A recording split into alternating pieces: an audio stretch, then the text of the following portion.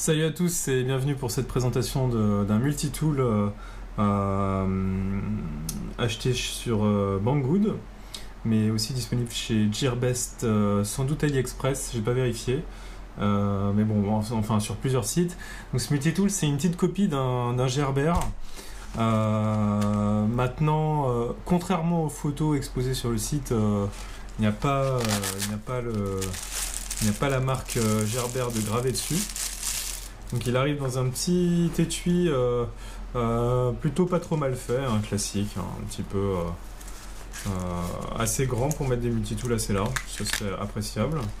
Maintenant, voilà, standard. Ensuite, le multitool en soi, donc on a un système avec une pince qui glisse dans le corps du multitool.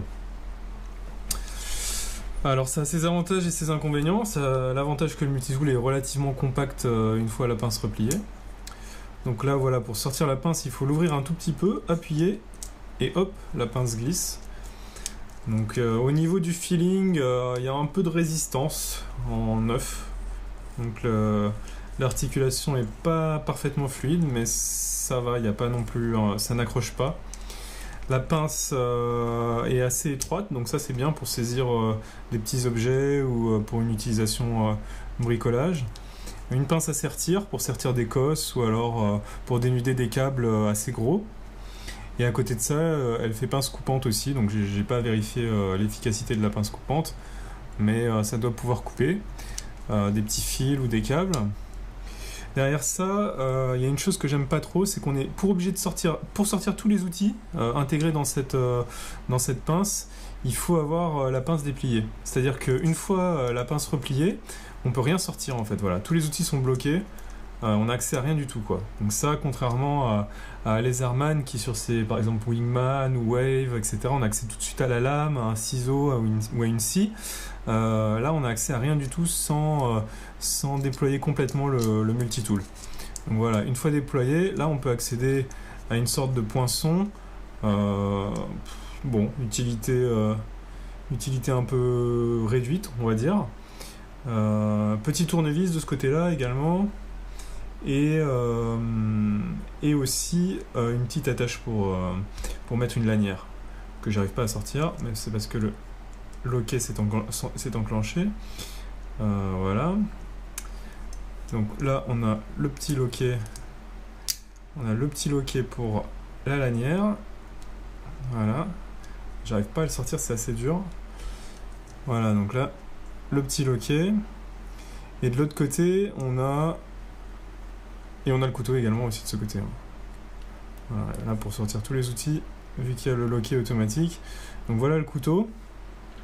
Avec des serrations, la lame est un peu fine, je trouve, elle est très étroite. L'épaisseur est pas non plus exceptionnelle. On voit qu'on est dans du multitool assez cheap, c'est pas non plus un Laserman. Voilà, donc là, dans ces outils-là, personnellement, le tournevis, je l'utiliserai sans doute jamais. Je le trouve pas top. Le poinçon, faut vraiment en avoir l'utilité. Ça peut servir dans un cadre bricolage, mais bon. Et la lame de couteau, voilà, avec le mécanisme qui se bloque ici, mécanisme de sécurité. Donc voilà, pour avoir accès à la lame, il faut déplier. Ensuite, on peut replier la pince. Et là, voilà, on a le couteau. Sachant que bon, on a la partie de l'outil ici qui risque de gêner un petit peu pour couper.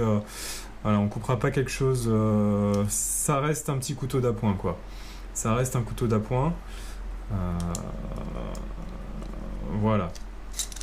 Ensuite, derrière, de l'autre côté, une fois qu'on a replié le couteau, on a accès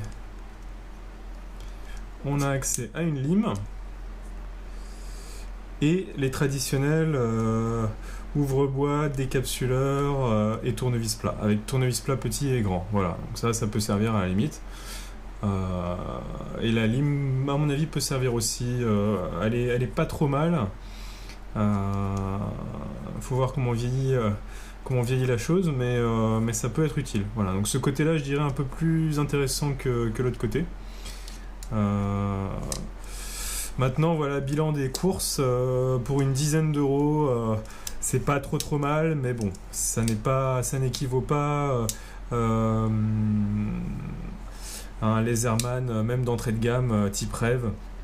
Personnellement, je conseillerais plutôt d'attendre une promo sur un laserman sur Amazon ou autre, et puis de se prendre un vrai multitool plutôt que de prendre ça, quoi. Ça sert vraiment en dépannage ou dans une voiture ou en petite randonnée, dans un sac, quelque chose qu'on n'a pas peur de perdre ou d'abîmer.